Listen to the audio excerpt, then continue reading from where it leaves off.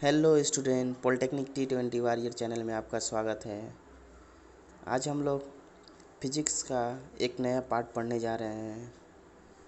इससे पहले आप हमारे पॉलिटेक्निक T20 वॉरियर चैनल के प्लेलिस्ट में जाकर आप फिजिक्स के और सारे पार्ट देख सकते हैं जो काफ़ी अच्छी तरह से समझाया गया है और साथ में एग्जाम्पल भी बताया गया है। इस पार्ट में हम कार्य, सामर्थ्य एवं ऊर्जा पढ़ेंगे, यानी इंग्लिश में जिसको बोलते हैं क्या, वर्क, पावर, एनर्जी। ओके, यानी कार्य, सामर्थ्य एवं ऊर्जा। ओके, पढ़ाई स्टार्ट करने से पहले मेरी आपसे रिक्वेस्ट है कि अगर आप चैनल पर न्यू हैं तो आप चैनल को सब्सक्राइब कर लीजिए, चैनल को लाइक कीजिए वीडियो अगर अच्छा लगे तो, और अपने दोस्तों में शेयर ज़रूर कीजिए ताकि आपके दोस्त भी इसको पढ़ें। और जितना ज़्यादा व्यू होगा उतना ज़्यादा हम लोग को मोटिवेट मिलेगा और उसके चलते हम लोग और अच्छे अच्छे वीडियो आप लोग के सामने लाएंगे। और एवरीडे बेसिस पर जो अभी हम लोग अपलोड करते हैं, एवरीडे मतलब वीडियो हम लोग बनाते हैं, काफ़ी मेहनत करते हैं स्टूडेंट के लिए। तो सो आप लोग को भी बस केवल व्यू आप देखिए वीडियो और शेयर कीजिए, लाइक कीजिए, बस वही हम लोग के लिए आपका बस सारी चीज़ हो सकते हैं। बस आप वीडियो को देखिए और लाइक करते रहिए, शेयर करते रहिए अपने दोस्तों में, व्हाट्सएप फेसबुक ग्रुप में। चलिए वीडियो को हम ना लंबा होते हुए और ना ज़्यादा बातें करते हुए हम अपना पढ़ाई स्टार्ट करते हैं। तो सबसे पहले पढ़ते हैं वर्क, पावर, एनर्जी क्या होता है। तो आपको तो पता है वर्क मतलब काम, यानी किसी वस्तु पर किया गया कार्य। वस्तु पर मतलब लगाए गए बल तथा बल की दिशा में उत्पन्न विस्थापन जो होते हैं उसे कहते हैं। जैसे कि कोई वस्तु है मान लेते हैं, ठीक है ना। तो किसी वस्तु पे कार्य क्या होता है कि वस्तु पर अगर कोई हम लोग फोर्स लगाएं, मान लीजिए कोई वस्तु पर एक फोर्स लगाएं F, और वो वस्तु इस डायरेक्शन में जा रहा है, ठीक है। कोई भी वस्तु को मान लीजिए रस्सी बन के खींचिएगा, फोर्स अपने आगे तरफ खींचते हैं तो आगे की ओर बढ़ता है ना। तो मान लीजिए बढ़ने वाला डिस्टेंस S है और इस पर फोर्स लग रहा है F और बीच में एंगल है थीटा। तो वर्क क्या बोलता है, कार्य बोलता है हम लोग का। कार्य जो होता है वो बल लगाते हैं, वो उसमें से गुणनफल होता है किसका, बल की दिशा में विस्थापन होता है, न कि डिस्टेंस होता है। ओके, यानी कार्य को वर्क से W से डिनोट करते हैं और बल को F होता है मतलब फोर्स हो गया, और बल की विस्थापन मतलब S हो गया यानी डिस्प्लेसमेंट हो गया। ये होता है F। इसको जो होता है इसको इंग्लिश में हम लोग क्रॉस बोलते हैं, ठीक है। चलिए, अब क्या होता है कि जब हम बल लगाते हैं F इधर, तो देखिए यहाँ थीटा एंगल बना, थीटा एंगल बनता है ना। तब उस केस में जो वर्क होता है, जब इसको हम क्रॉस हटाते हैं तो एफ एस कॉस थीटा हो जाता है, ठीक है ना। थीटा कॉस आ जाता है, याद कर लीजिए इसको। अब क्या होता है कि अगर थीटा का वैल्यू 90 डिग्री हो जाए, यानी मतलब कि ये फोर्स इधर लगने लगा, तो इस केस में क्या हो जाएगा, तो इस केस में हमारा कोस थीटा क्या होता है, 0 होता है। तो वर्क क्या हो जाएगा इसके में, एफ एस हो जाएगा, ठीक है, क्योंकि कोस थीटा का वैल्यू 90 डिग्री का। अगर थीटा का वैल्यू क्या हो जाएगा 180, तो उस केस में क्या हो जाएगा, कोस थीटा का वैल्यू 180 हो जाए तो कितना वैल्यू होता है बताइए। तो 80 हो जाता है तो -1 हो जाता है, यानी मतलब कि कार्य और उतने उसके बीच में अपोजिट हो जाएगा, मतलब फोर्स आगे लगेगा और डिस्प्लेसमेंट पीछे होगा। अब मान लीजिए थीटा का वैल्यू अगर 0 हो जाता है, थीटा का वैल्यू 0 डिग्री हो जाता है, तो कोस थीटा कितना हो जाता है। एक चीज़ थोड़ा गलती हो गया कि थीटा अगर 90 होगा तो कोस थीटा क्या होता है, वो 0 हो जाता है। तो उस केस में वर्क जो होता है ना हमारा 0 होता है। लेकिन थीटा का वैल्यू जब 0 होता है तो उस केस में जो होता है कॉस थीटा जो होता है ना 1 हो जाता है, ठीक है। तो हमारा वर्क कितना हो जाएगा, एफ एस हो जाएगा, फोर्स हो जाएगा, ठीक है। आप इसको मतलब नोट कर लीजिए आप अपने नोटबुक पर, क्योंकि ये बहुत सब नोट्स आपके लिए बहुत ही इंपॉर्टेंट होगा एग्जाम पॉइंट ऑफ व्यू से। सो आप नोट करते रहिए, मैं सारे कंसेप्ट मतलब बता दिया। अब देखिए क्या होता है, जब मतलब थीटा का वैल्यू हम लोग 180 रखते हैं तो वर्क हमारा क्या आता है बताया था ना, -F/S आता है। तो इस केस में जो हमारा कार्य होता है वही ऋणात्मक होता है, यानी निगेटिव इसको बोलते हैं, ठीक है, याद कर लीजिए। अब क्या होता है कि अब क्या होता है, यूनिट्स क्या होता है, यूनिट्स पढ़ेंगे, यूनिट्स ऑफ वर्क, यानी वर्क का कार्य का मात्रक।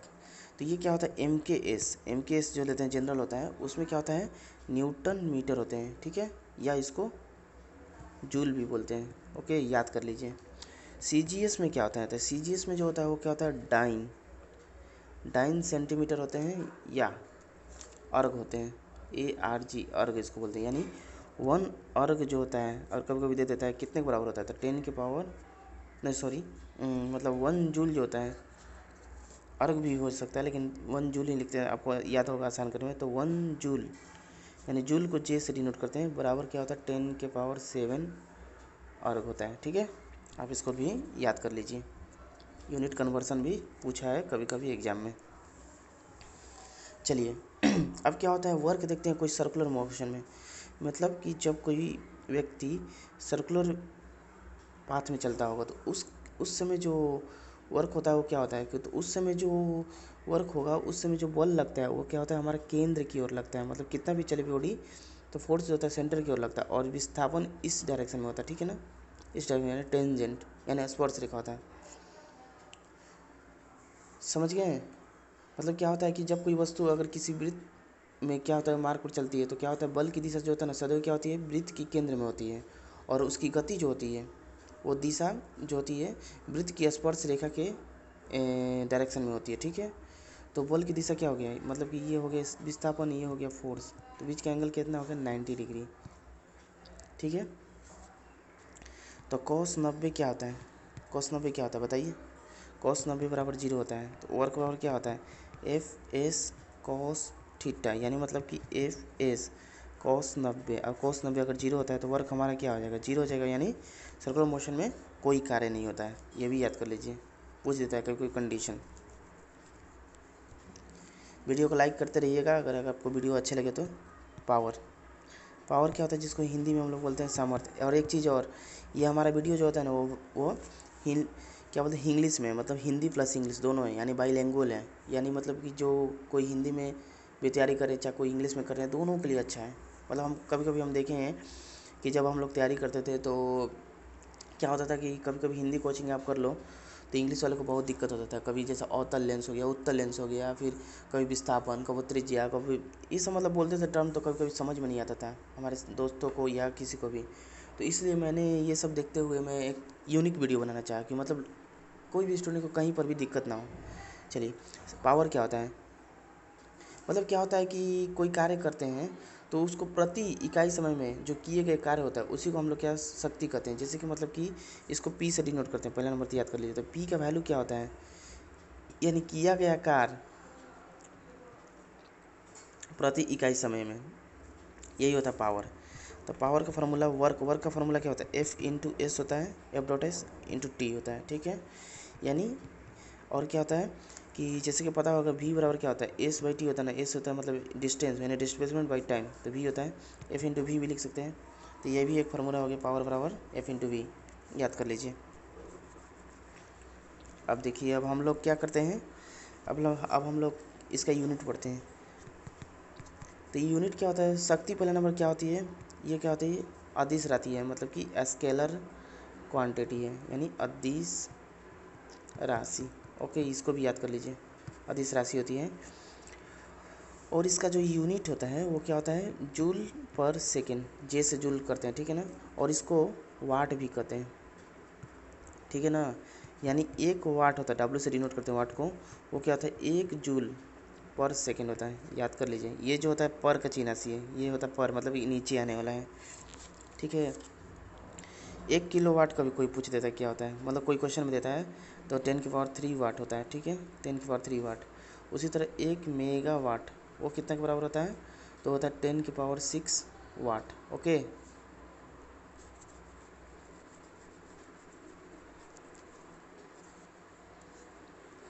एक क्वेश्चन आता है कि एक हॉर्स, मतलब WH से हॉर्स पावर क्या होता है, एक हॉर्स पावर जिसको मतलब अश्व सामर्थ्य कहते हैं, एक अश्व सामर्थ्य वो क्या होता है 746 वाट के बराबर होता है। ठीक है, याद कर लीजिए।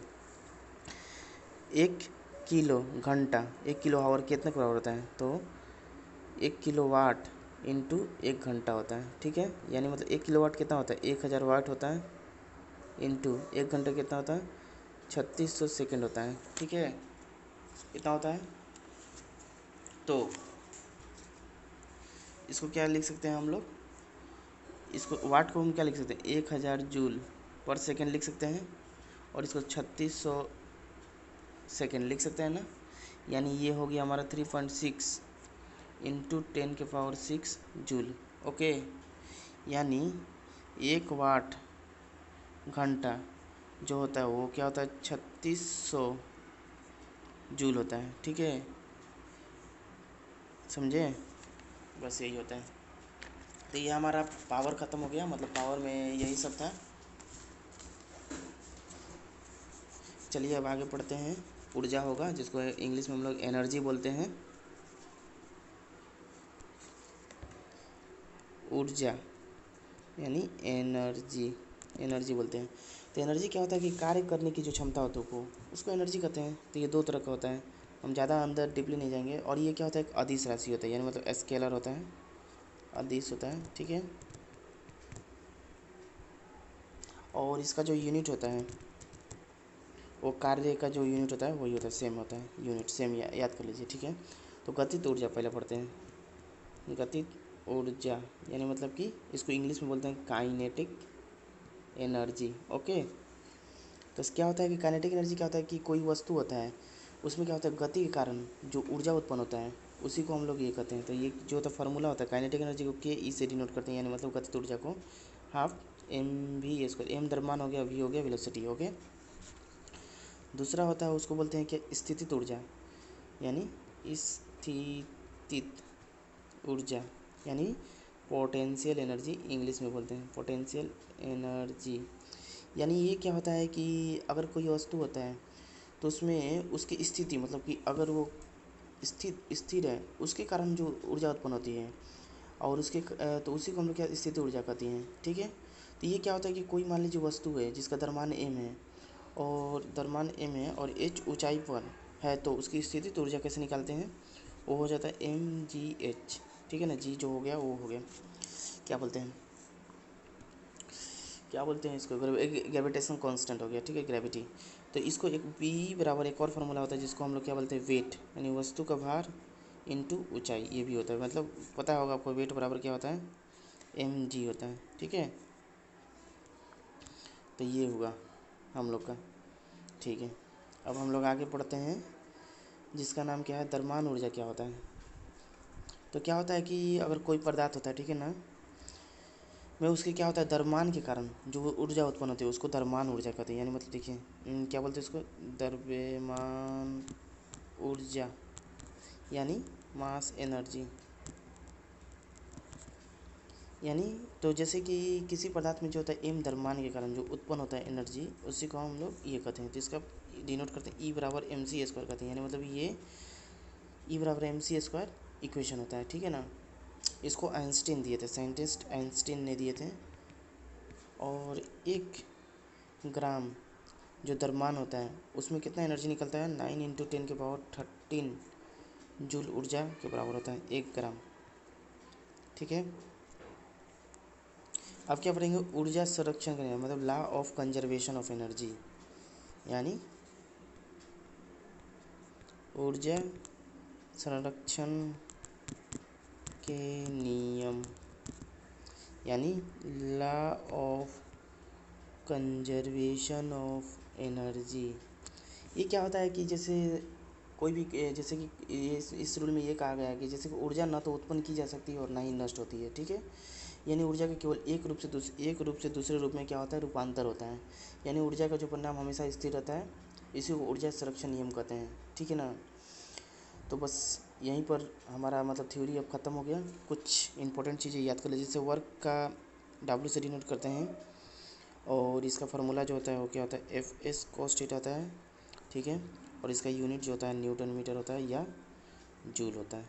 ठीक है ना, उसी तरह पावर जो होता है शक्ति होता है उसको हम बताते हैं कि एफ वी कॉस थीटा होता है, मतलब थीटा में बता देते हैं, एफ वी कॉस थीटा होता है, और ये जूल सेकेंड होता है या वाट होता है। ओके, दूसरा जो होता है एनर्जी ऊर्जा जो होता है वो क्या होता है, potential energy plus kinetic energy होता है। और जहाँ पर पोटेंशियल एनर्जी जो होता है वो mgh के बराबर होता है, और काइनेटिक एनर्जी होता है हमारा हाफ mv² के इक्वल होता है। ठीक है,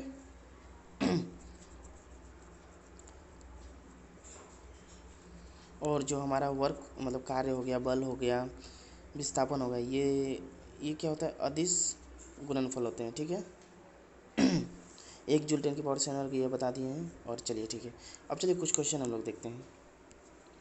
जैसे कि पहला क्वेश्चन है, तो क्वेश्चन 2 क्वेश्चन यहाँ पर हम लोग 2 क्वेश्चन लिए, थोड़ा छोटा हो गया है स्क्रीन। अब देखिए क्या कह रहा है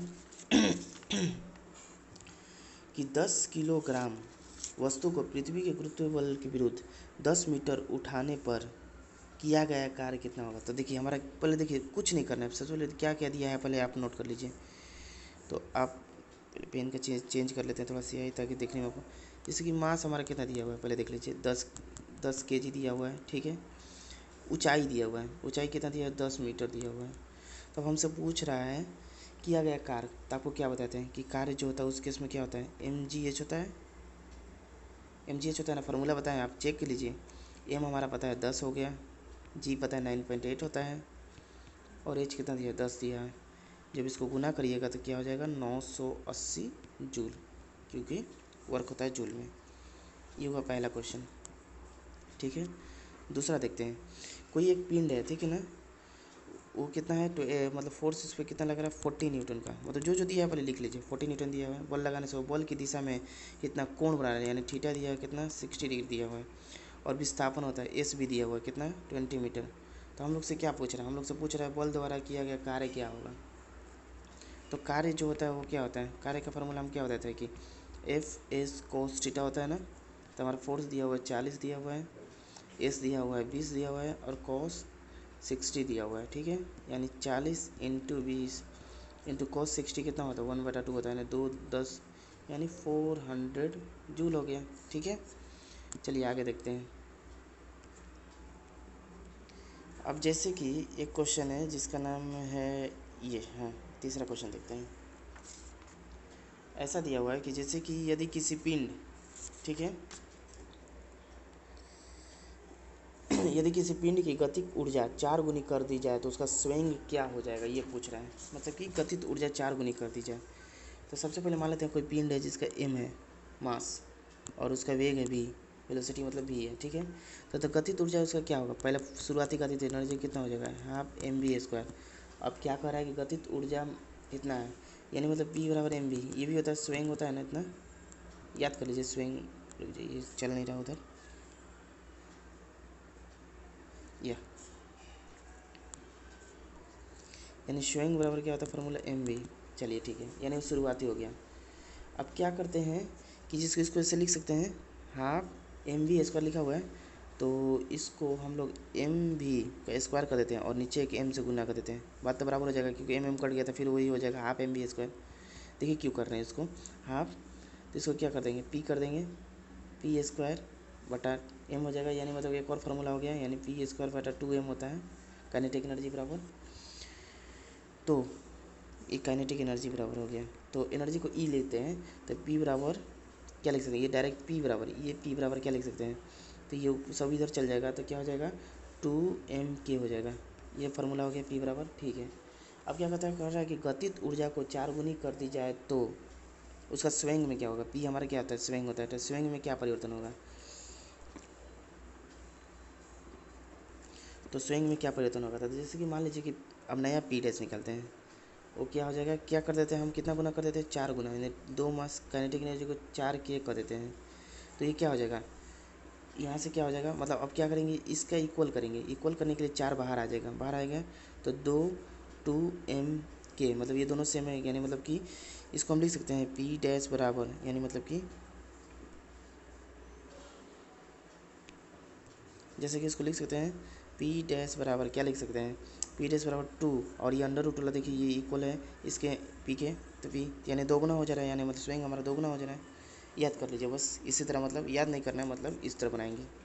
चलिए आगे देखते हैं कि निम्नलिखित में से पूछ रहा है कि ऊर्जा का मात्रक नहीं है। ये सब सारे क्वेश्चन आया हुआ है, ठीक है ना। निम्नलिखित में से कौन सा जो है ऊर्जा का मात्रक नहीं है, आप बताइए क्या होगा। आप एक बार सोचिए क्या होगा। तो मेगावाट, यानी देखिए जूल तो होता है, आपको हम बताते हैं जूल भी होता है, न्यूटन मीटर होता है, किलोवाट घंटा होता है, लेकिन मेगावाट नहीं होता है। ठीक है, चलिए, अब जैसे कि दिया दो वस्तुओं के स्विंग समान है, मान लेते हैं एक P1 P2 बराबर है, P बराबर क्या होता है एम बी, अभी बताए थे स्विंग। यदि किसी द्रव्यमान M1 और मतलब किसी का द्रव्यमान क्या है M1 M2 हो तथा कथित ऊर्जा क्रमशः है, तो पहले देखिए P का फार्मूला क्या होता है, P²/2m equal to kinetic energy होता है। देखिए काइनेटिक एनर्जी दिया हुआ है, ठीक है। तो मान लीजिए K1 बराबर ये मान लेते हैं, K1 बराबर हमारा क्या दिया हुआ, पहले देखिए ऐसे लिख देते हैं काइनेटिक एनर्जी, जैसे काइनेटिक एनर्जी K1 बराबर P²/2m1 लिख सकते हैं। काइनेटिक एनर्जी 2 बराबर P²/2m2 लिख सकते हैं ना। अब देखिए P दोनों का सेम है, दोनों का सेम है ना, तो ऐसे कर लेते हैं P² P को मतलब एक जगह कर लेते हैं 2km1 लिख सकते हैं। इसको भी P² बराबर 2m2k2, अब दोनों को इक्वल कर देते हैं, यानी 2k1m1 इक्वल टू 2m2k2। हमारा K1 K2 में ये पूछा था, K2 को यहाँ छोड़ देते हैं और K1 को इधर ला देते हैं, यानी K1 इधर आ जाएगा, ठीक है, बराबर। तो ये क्या है, यहाँ क्या बच जाएगा 2m1 बच जाएगा और यहाँ से ये बच जाएगा, यानी 2m1 हुआ, तो यहाँ क्या बचा 2m1 बटा 2m2, यानी मतलब कि K2 बटा K1 क्या हो गया हमारा m1 बटा m2 के बराबर हो गया, ठीक है। इसी तरह आप लोग बनाइएगा, m1 बटा m2 के बराबर हो गया, यानी इसका आंसर हो गया हमारा ये ए। चलिए, अब हम लोग वीडियो को यहाँ पर पॉज करते हैं। मैंने 4-5 क्वेश्चन आपको दिखा दिया, बस इसी टाइप से क्वेश्चन बनेगा। आप क्वेश्चन को प्रैक्टिस कीजिए, अगर कहीं भी दिक्कत हो आप ज़रूर कमेंट सेक्शन में कमेंट कीजिए। चलिए, तब तक के लिए बाय।